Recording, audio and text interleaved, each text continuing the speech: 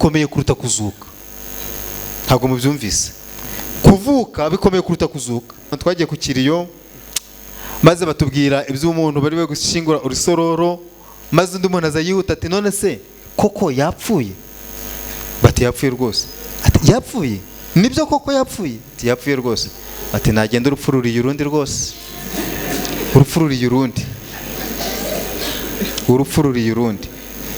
Kuki warindira gupfa abantu bakishimira ko upfuye? Umuntu wese uburyo uzi ko ariho agomba kwitegura no gupfa igihe icyo ari cyo cyose. Kandi ntuvuge ngo ngiye ngo nzarama imyaka 20. Oya, ntubivuge. Wasanga ari uyu munsi. Arandika aravuga ngo ungumane ko bugiye kugenza gute? Ko bugiye kwira. Haje umwijima mwamungumane, ubwo bagenzi banjye bansiga nkaba ngiye nyine mwamugeje gute? Yarazi ko bose bazamusika. Arangije yumva akeneye uwo bagumana muri ayo masaha, abona ko gupfa ari mu biganza by'Imana cyangwa se mu biganza bya Yesu ari byo byamuhesha amahoro. Maze yandika indirimbo ati rero ungumane ko bugiye kwira, haje umwijima mwamungumane, ubwo bagenzi banjye bansiga nkaba ngiye nyine mwamugenje gute? Ungumane. Akirangiza kino gice Yesu apfa rwose. Reka dushimire Imana rero kubw'ibi byumweru 2 tugiye kumarana twiga ijambo ry'Imana.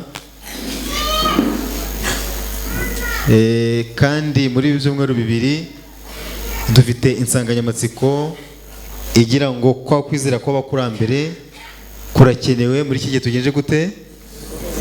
Dusubiyemo. Ntabwo nzi niba tureba neza cyangwa se ntabwo nzi niba igihe dusubiyemo tukibona uko bikwiye, ariko uko byagenda kose ukwizera abakurambere bari bafite tumaze kuriba mu kanya, natwe turagukeneye ugeranije n'igihe tugezemo, ndetse tugukeneye cyane kurusha igihe cyose kwakenere kuri iyi si. Ngira ngo mumaze iminsi cyangwa se n'ubu mwahoze mubyumva, tumaze iminsi isi iri mu kaduruvayo rwose. Ngiyi Irani, ngiyi Isirayeli, ngiyi Amerika mu ntambara, ngiyi Ukraine, ngubwo Burusiya, ngubwo Taiwan, ndetse n'Ubushinwa nabo biri kututumba, ngiyo Kongo, ngiyo M23, isi iri mu kaduruvayo. Ariko igitangaje ni uko Abadiventiste umunsi wa 7 twumva iby'izi ntambara, tukazitega amatwi, tukagira uruhande dufata rwose, yani bari kuyendereza nigaragaza ko ari abagabo, maze Israel rwose ni uyu mugabo watoranijwe cyangwa se n'igihugu cyatoranijwe nikikubite, natwe tukajya muri ibyo ngibyo. Ntimumenye ko zira ntambara twebwe ziri kototera. Buriya zira ntambara zigiye guteza ubukene kuri iyi si ya rurema. Ngira ngo mu Bufaransa essence yageze kugira ku 4,500, ntabwo hano iwacu biraba, ariko bageze kuri 4,500. Amerika iri gutakaza amafaranga menshi muri zira ntambara, kandi ntabwo uko byagenda kose ubwo bukene bugiye kuboneka kuri iyi si ntabwo isi zabwihangana. Byanga byakunda niba mwarize ubuhanuzi neza, abantu twiganye ubuhanuzi kera za 9 na 7 za 9 n'umunani aho ngaho, abantu mwagiye kwiga ubuhanuzi mwabonye ko kimwe mu bizatuma akarengane kabaho n'ubukene buzatera ku isi, kandi Amerika ntabwo izabyemera. Byanga byakunda izashaka ubushobozi, kandi ubushobozi kugira ngo ibubone ni uko abantu bagomba kureka akaduruvayo ko gusenga buri munsi. Abasenga jeudi, abasenga vendredi, abasenga samedi, abasenga dimanche. Ako kaduruvayo kagomba guhagarara kuko isi irakennye kandi iri gukena. Maze rero natwe tukogeza tuti rero ibintu bimeze gutya, bamwe akashyigikira Irani, abandi agashyigikira oya, biriya ni twebwe biri kototera. Ubu rero ntabwo turi kureba neza. Kwa kwizera kw'abakurambere tugukeneye ubu ngubu muri isaha dusohoyemo. Nibyo twizeye kuzamara ibyumweru 2 twiga, tuzagera ubwo tubana ko kwizera kw'abakuntu ko ari kumeze. Ariko niba mwumvishe iyi ndirimbo ukuntu iteye, ni indirimbo nziza cyane. Bavuze ngo kwa kwizera kw'abakurambere kwakundi kwababashishaga kwemera kuzira iki? Akarengane, kwicishwa inkota n'iki? Bakavuga ngo baraboshwe, baranakubitwa, barushwe mu mazu y'imbohe, bajugunywa mu byobo by'intare, nyamara bagumye kugeza gute? Bagumye kwizera. Nubwo batotejwe bikomeye, nta nzika bigeze bagira, ntibikomye babatotezaga, babasabiraga imigisha. Iyi ndirimbo tuzakomeza tuyiririmbe mu byumweru 2, muzayifate mu mutwe. Muzayifate mu mutwe, maze muzirikane amagambo ayigize. Maze umwanditsi w'indirimbo avuga ngo uko kwizera natwe tugufite hehe mu mitima, tuzakunambaho rwose niyo byaba ngombwa kugenza gute, niyo byaba ngombwa gupfa. Ariko iyi refrain njye nyigiraho ikibazo, iyo umuntu ari gutanga abanye ngo uku kwizera natwe tugufite mu mitima tukabiririmba, ntabwo nzi koko niba tugufite. Turagufite? Ntabwo mbizi. Buri wese agomba kwisuzuma ku giti cye. Uku kwizera niba utanagufite, ni amahirwe meza muri bino byumweru bibiri kugira ngo twongere twitekerezeho uku kwizera tugoranire kandi tukugire kuko biracyashoboka. Tugomba no kurwana no kugira uku kwizera, ntitujye muri fanatism, twebwe tukajya mu ijambo ry'Imana. Tugeze igihe cyiza cyo kuribazwa kandi tugaragaza ukwizera kwacu uko tugufite koko mu mutima. Ni twebwe uri ko totera, niko natangiye mbabwira, tugomba guharanira kugira ngo uku kwizera abakwambere bari bafite turekwe gutwarwa ingamira maze tukugire mu mitima. Niyo mpamvu ikigisho cy'uyu munsi cyane tugiye kwiga, urumuri bamaze kuririmba mu ndirimbo bamaze kuririmba, nakise wikwirindiriza akabwibwi gukora ni kare. Reka dusenga Imana. Turagushimye, izina ryawe rihimbazwe. Isaha dusubiyemo iragaragaza ko urafi kugaruka, ariko ntabwo twiteguye.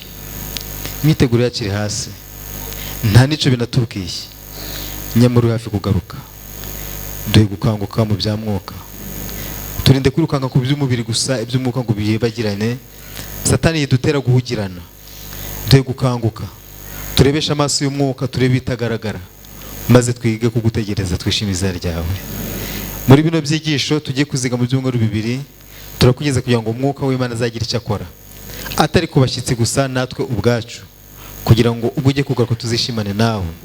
Muri kino cyigisho nanone tugiye kwiga uyu munsi, ndakunyeze kugira ngo ukore ku mitima yacu, ude gukanguka mu izina rya Yesu. Wikwirindiza akabwibwi gukora ni kare. Hari umwongereza cyangwa se umupastor umwe bitaga Henry Francis Reed. Uyu Francis Reed yari umupastor mu Bangirikani, yabaga muri Scotland cyangwa se ni mu Bwongereza, yabaga muri Scotland. Akaba yari umubwiriza mwiza uzwi, wagize kwizera gukomeye. Izi ndirimbo turirimba ndaza kubabwira indirimbo yanditse mu mwe mu ndirimbo dukoresha no mu gitabo cyacu. Maze uyu mubwiriza rero cyangwa se umupasitoro, ubwo yarageze mu zabukuru, ubuzima butangira kwanga, atangiye kurwara indwara z'ibihaha, z'ubuhumekero, ndetse arwara igituntu. Muri kino gihe, muri imyaka 1800, ntabwo indwara y'igituntu yari yakabonewe umuti n'urukingo, nta nubwo yari izwi rwose, gusa abantu barayitwaraga. Nuko rero umunsi umwe ubwo yararwaye indwara y'igituntu, haza iminsi y'imbeho. Murabizi ko mu bihugu by'Uburayi bikunda kubaho cyane. Maze bafata umwanzuro we n'umuryango we wo kujya mu Bufaransa, maze iminsi y'imbeho yarangira bakagaruka mu gihugu cyabo. Maze ubwo bari bageze ku mwaro cyangwa se aho bagomba kwambukira ku cyambu, ubwo biteguye gufata ubwato babutegereje, uyu Francis Reed atangira guhumeka nabi, atangira kugira umwuka muke, yumva uko byagenda kose yatangiye kugira ikibazo, yumva ko ashobora no gupfa. Burya abantu bakuru iyo urupfu ruri kumusatira arabimenya. Uyu musaza rero wari ugeze mu zabukuru yumvise urupfu rumugezeho rwose, maze yibuka isomo yakundaga kugenda akoresha igihe yabaga abwiriza, riboneka muri Luka 24 umurongo wa 29. Iri somo rivuga ngo bageze bugufi bw'ikirorero bajyagamo, agira nk'ushaka kugicaho. Ni Yesu bavugaga. Baramuhata bati, se waretse tukagumana kuko bwije kandi umunsi ukabukuze? Nuko arinje ngo agumane nabo.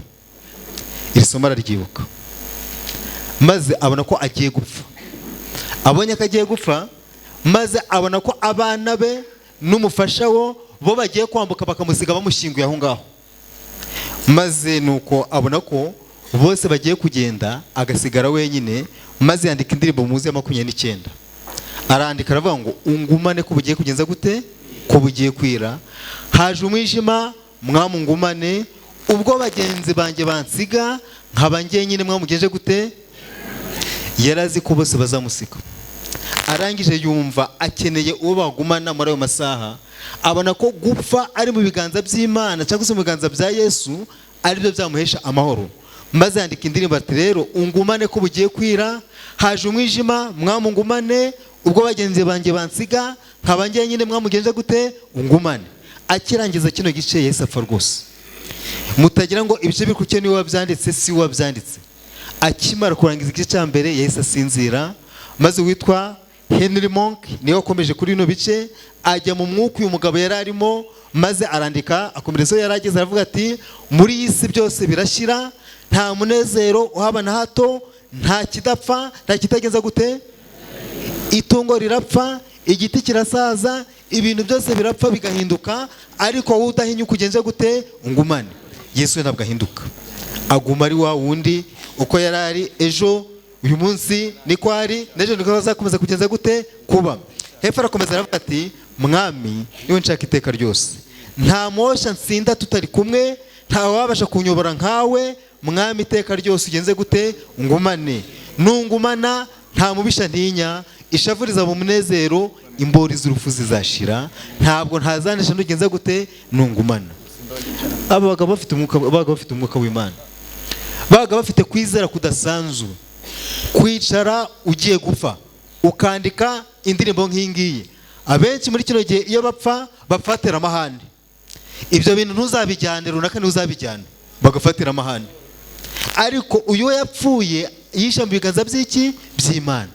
Yari afite kwizera gutangaje, yumvaga yarakoze ibyo agombaga gukora, yumvaga yaramaze imirimo, abona nta kindi gisigaye. Ubwo ajya guhumeka umwuka wa nyuma, agomba kujya mu biganza by'iki, by'Imana. Akabwibwi ke kari kageze. Akabwibwi ni ryari? Twese tuzi akabwibwi mu Kinyarwanda. Iyo bavuze akabwibwi, ni igihe izuba rirenga ariko n'umwijima uri kugenza gute, uri kuza. Ni hagati y'umwijima n'iki, n'umucyo. Ako niyo bita amasaha y'akabwibwi.